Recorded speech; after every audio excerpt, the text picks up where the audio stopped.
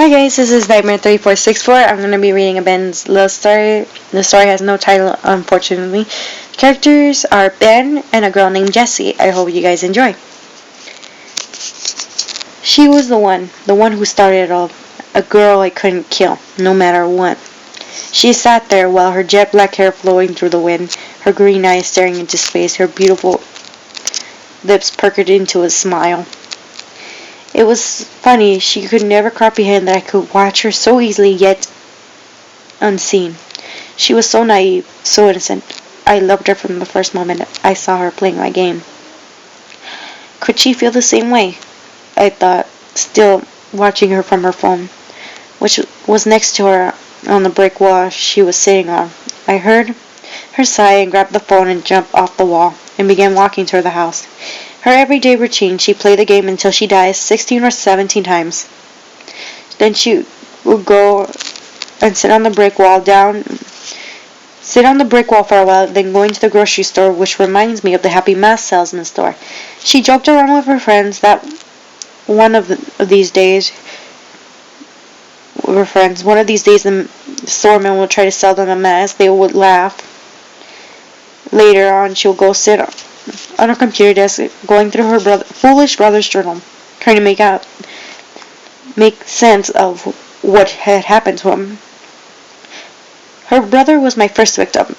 They were so different. He would freak out of every little thing. She would just give me a blank stare and walk away and blew it off. Her brother was the first one to go insane. She was wondering why he committed suicide or something else. I could never tell.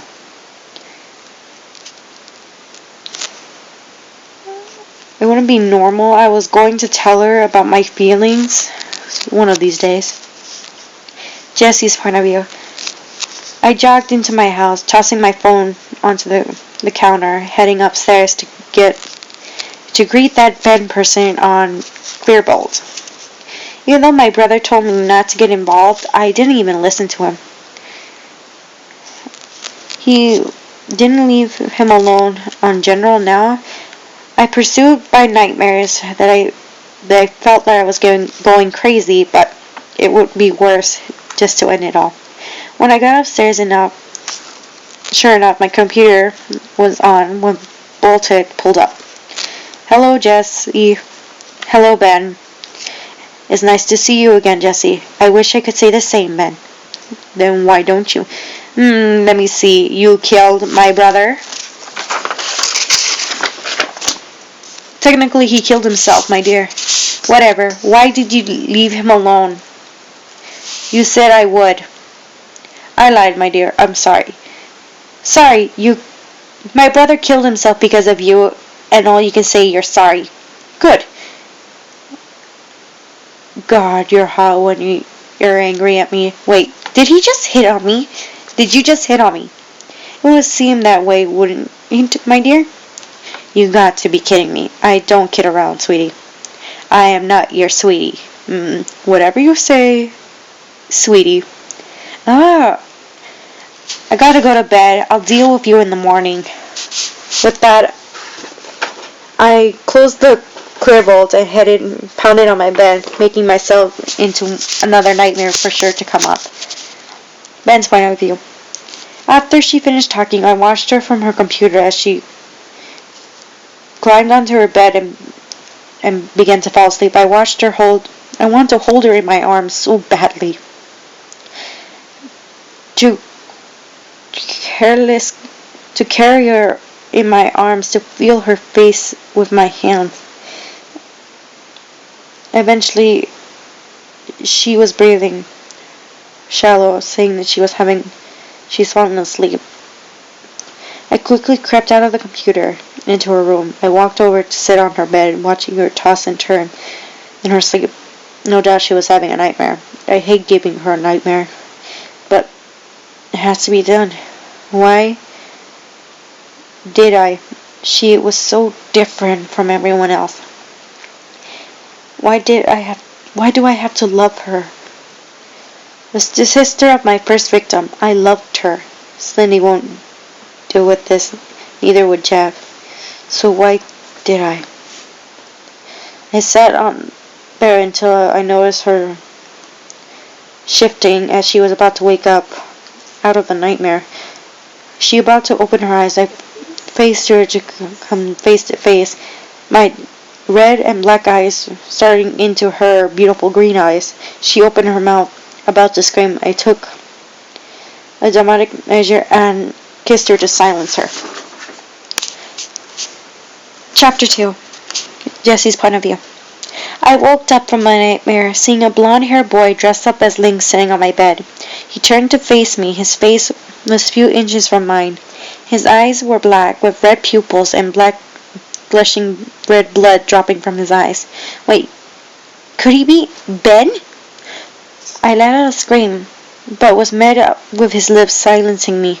Did he just... The fucker kissed me! I pushed him away, separating me and him as possible. What the fuck do you think you're doing? What does it look like? I gag and picking up my pillow and hitting him with it. Get away! Hey! Stop it! I continue hitting him with the pillow.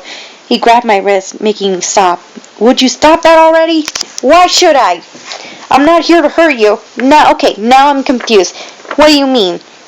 I really like you. Wait, what? How is that possible? I don't know. You're just different from any other girl I have ever met. He let go of my wrist, comforting that I wouldn't hit him anymore. Please, come with me, Jesse. What? Where? Majora's Mask. No. How do I know you're not going to kill me? I can't trust you. You leave me no choice. He stood up, getting closer to me again. Before I could resist what happened, he grabbed my waist and threw me over his shoulders, and jumping into my computer with me, and I blacked out. Ben's point of view. She refused to come with me, so I took her with me by force. She cried through I carried her through the village town towards my house. The villagers greeted me with fear in their eyes, which was nice because it meant that they were afraid of me. That means they're not gonna bother me anymore. Hey Ben, I know that voice, Skull Kid. Hello, Skull. Who's that? Is she a new victim? No, Skull, she's a girl. I know if you're gonna even so much talk to her, I will kill you. Oh, Ben's got a girlfriend. I flushed red. Shut up, Skull. She's not my girlfriend. Not yet. Get lost, Skull. Fine. You have fun with your not girlfriend, Ben. He left and I walked into my house, closing the door in front with my foot, placing her on the bed, waiting for her to wake up.